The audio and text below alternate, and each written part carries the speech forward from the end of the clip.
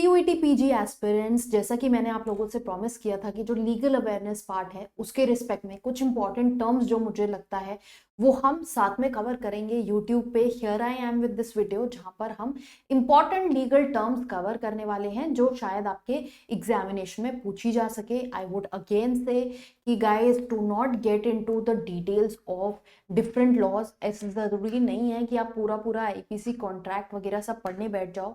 Legal awareness पूछा गया है which is for a general paper, जिसमें बहुत सारे लोग जो डिफरेंट कोर्सेज के लिए अप्लाई कर रहे हैं other than NLB, they will also be participating. So it does not really matter कि आपको डिटेल्स निटिग्रिटीज आती हैं उन लॉज की या नहीं। स्टार्ट करते हैं with this video. And first term जो हम देख रहे हैं वो है अकम्प्लिस। मैं I try to simplify things for you. यहाँ पर जो लिखा है वो तो है ही। So basically a person who is associated with another person in commission of crime. Further easy के लिए आप ये याद कर सकते हो, accomplice is basically a partner in crime, जो आपके साथ इन्वॉल्व हो रहा है क्राइम में। जैसा कि आप पिक्चर में देख सकते हो, that person is known as an accomplice. Then accused कौन होता है? अक्यूज्ड वो होता है जिसको हम चार्ज करते हैं। So these legal terms are obviously derived from English terms. ये इंग्लिश के टर्म्स ही हैं जो हम यहाँ पर देख रहे हैं। अगर आपकी इंग्लिश अच्छी है, आपको इंग्लिश मीनिंग पता है, या आप उसको ब्रेक करके ध्यान में ला सकते हो कि इंग्लिश में इसका मतलब क्या होगा, then you can very easily understand कि क्या लिखा है और उसका क्या मीनिंग होगा। अक्यूज बेसिकली वो इंसान होता है जिसपे क्राइम का चार्ज लगाया जाता है कि उसने क्राइम किया है। अक्विटल क्या होता है? अक्यूटल होता है process of discharge by the court और setting aside, basically double bench, division bench.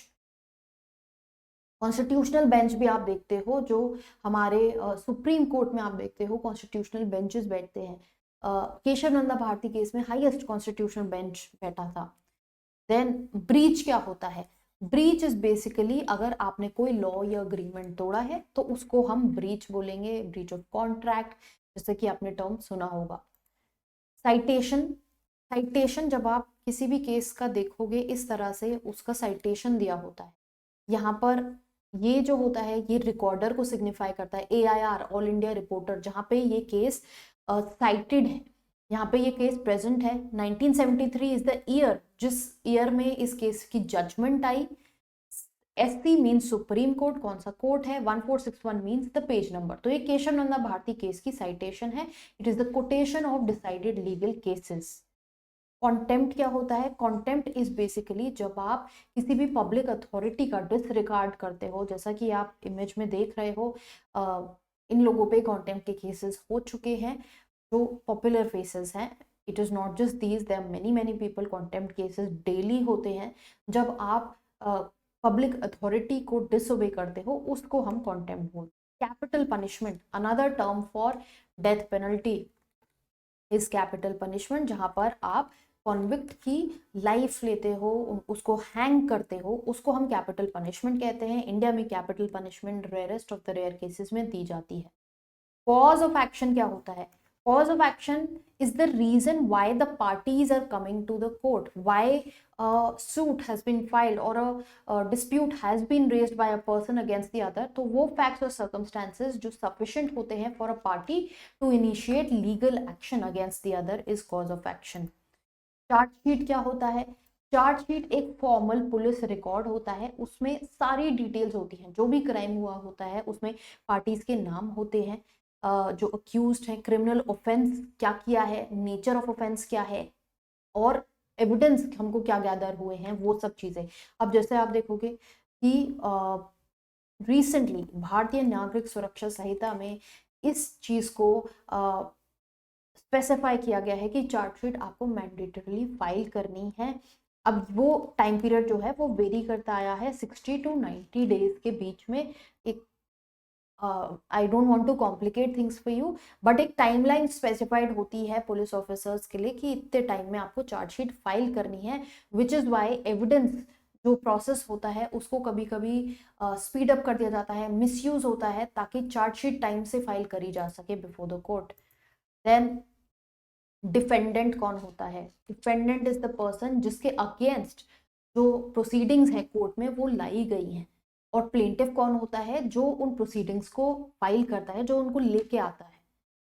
Decree, decree एक फॉर्मल ऑर्डर होता है कोर्ट का जो कंक्लूसिवली रिजॉल्व करती है इशू को और पार्टीज के राइट डिटरमाइन करती है। This is different from judgement, जहां पर हम daily we read about a lot of judgements. मैं आपको लीगल करंट अफेयर्स में कितने जजमेंट्स कवर कराती हूँ।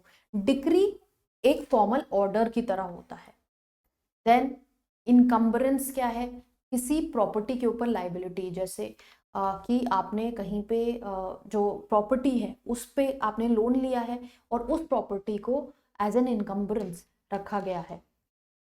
देन एस्टॉपल क्या होता है? एस्टॉपल मीनिंग बहुत बेसिक टर्म में बोला जाए तो एस्टॉपल का मतलब ये होता है कि जो आप बोल रहे हो वो माना जाएगा कि सच है, आप बाद में उससे बैकआउट नहीं कर सकते। So it is a rule of evidence that prevents a person from denying the truth later of the statement which he made previously and which led the other to believe upon it and to act upon it।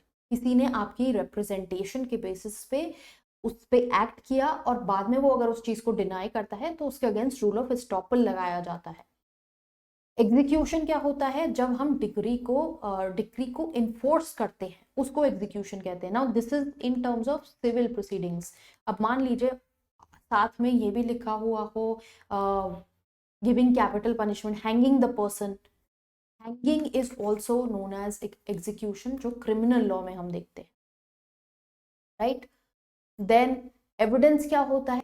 जो भी document court के सामने file किया जाता है ताकि court उस चीज को ध्यान में रख सके और मैटर में कंसिडर कर सके टू गिव इट्स जजमेंट।